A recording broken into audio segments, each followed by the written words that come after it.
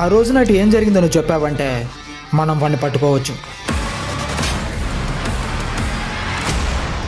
నేను వాడిని తొందరలోనే పట్టుకుంటాను. ఓ అలాగా, బెట్ కడదామా?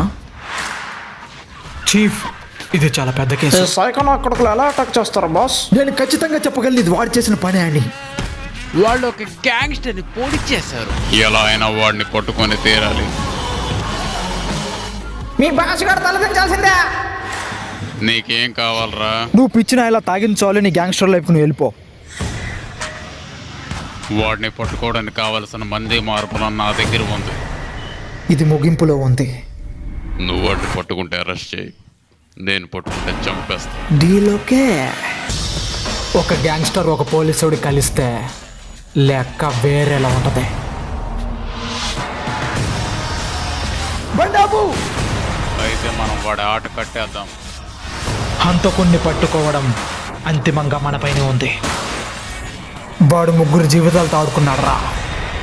వాడు ఆట కట్టించాలి.